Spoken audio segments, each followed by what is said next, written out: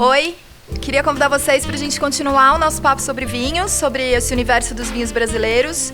E hoje, com esse dia lindo de céu azul, tempo um pouco mais fresco, eu lembrei de uma variedade que já foi amplamente plantada aqui no Brasil, que pouca gente conhece, que é a Cabernet Franc. Além disso, eu vou dar algumas dicas sobre as melhores taças para a gente apreciar esse estilo de vinho, algumas dicas sobre como corrigir a temperatura bem na hora do serviço e também como armazenar vinhos em casa quando a gente não tem uma adega climatizada.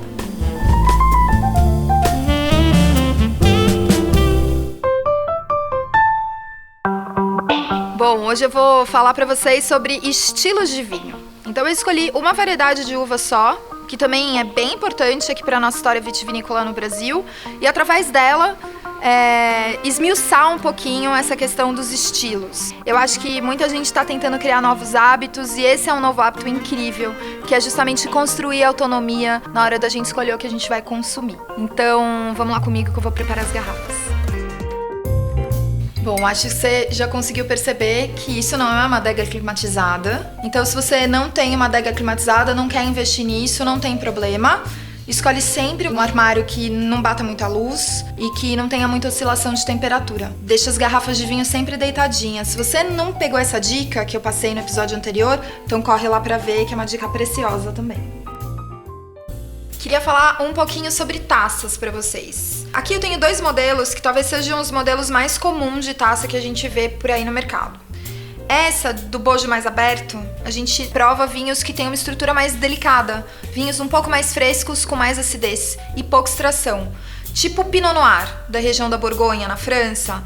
Mas essa não é a taça que a gente vai usar hoje. O estilo de vinho que a gente vai provar pede uma taça como essa, que é uma taça que a gente conhece como taça Bordeaux, justamente porque ela se adequa muito bem a vinhos produzidos lá naquela região, que é uma região francesa, que trabalha fundamentalmente com Cabernet Sauvignon, Cabernet Franc. Então é uma taça que tem um bojo amplo, mas é um pouquinho mais fechada na borda. A gente tem o líquido caindo no ponto certo da boca pra gente ter toda a textura que essas variedades podem oferecer pro vinho. Uma vez que eu vou provar 3 vinhos da mesma variedade, só que de produtores e regiões diferentes, eu vou usar a mesma taça para os 3 para não ter variação. E é uma taça que é conhecida ou como taça de vinho branco ou, quando é um vinho tinto, mais despretensioso. E essa variedade que eu quero apresentar é a Cabernet Franc. Quem tá falando de vinho brasileiro, quem quer escutar um pouquinho mais, provar alguma coisa, é interessante que chegue nessa variedade, porque a gente tem projetos muito bacanas, não somente no Rio Grande do Sul, mas em algumas produções aqui em São Paulo. Inclusive a gente tem uma região muito bacana ali que é São Roque, que também tem produção de Cabernet Franc.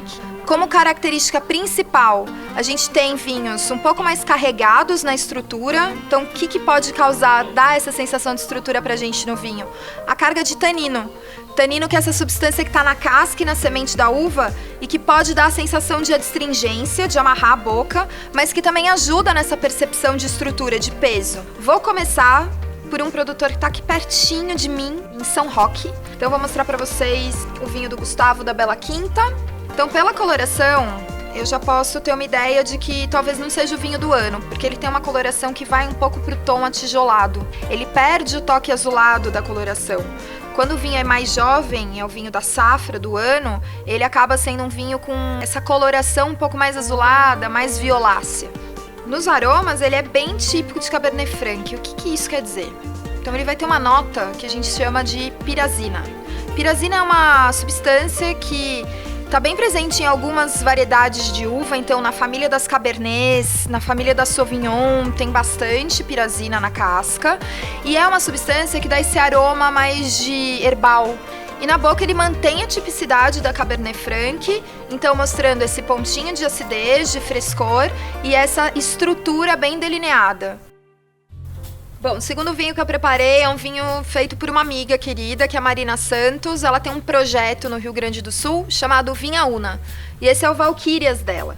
Para o Valquírias, a Marina preparou 60% de Cabernet Franc e depois ela coloca mais ainda 2 variedades, Barbera e Antelota. A coloração fica uma coloração bem parecida com o vinho do Gustavo. Então eu sei que talvez não seja o vinho do ano. Uma cor tá linda, uma cor mais atijolada. Bom, aqui eu já percebi uma coisa, a minha temperatura de serviço não tá correta. Então eu vou precisar corrigir. Vou dar um truque bem rápido aqui pra vocês. Então, balde com gelo. Não precisa ter muito gelo nessa hora, tá? E vou completar com água. Porque, na verdade, quem vai conduzir a temperatura para baixar essa temperatura é a água. Então, 5 minutinhos já vai ser suficiente para minha garrafa de vinho chegar na temperatura correta. Além disso, ele tem uma fruta negra bem expressiva, algumas notinhas de especiaria. É um vinho bem complexo, então não é só uma nota aromática como a gente viu no anterior. São várias notinhas ali que vão acontecendo para formar uma sinfonia. Isso são vinhos mais complexos. Além dele ser bem firme em termos de textura, em termos de tanino, ele tem uma questão bem diferente do vinho do Gustavo no anterior, que é uma acidez mais proeminente, uma acidez mais marcada. Então, é um vinho que tem um pouco mais de textura, de tanino, um pouco mais de acidez. Ele é um vinho mais sério, tanto aromaticamente quanto em termos de boca, tá? De percepção tátil. Provar o terceiro vinho, que é um vinho interessante, produzido pela Entrevilas, que é um projeto que está na região da Mantiqueira. E é um vinho que ele é bem diferente dos outros na cor.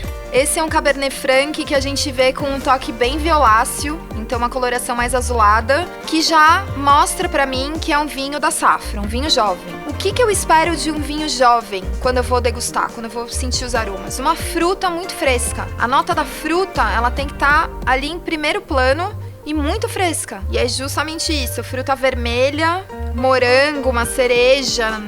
É um vinho também extremamente fragrante, perfumado. Ainda não tem a complexidade do anterior, do vinho da Marina. Acho que pela jovialidade, porque é uma safra recente. Então, ao longo do tempo, conforme ele for envelhecendo, a gente vai alcançar uma complexidade nele também. Ele tem acidez, uma acidez bem gostosa, pungente. Ele tem uma textura, um tanino um pouquinho mais brando. E ele é mais macio. Ele é um vinho que abraça o paladar. Vou fazer um apanhado geral aqui das minhas percepções com os 3 convidados de hoje. Bela Quinta, um vinho que eu falaria para vocês beberem no dia a dia. Um vinho que pode acompanhar qualquer almoço despretensioso.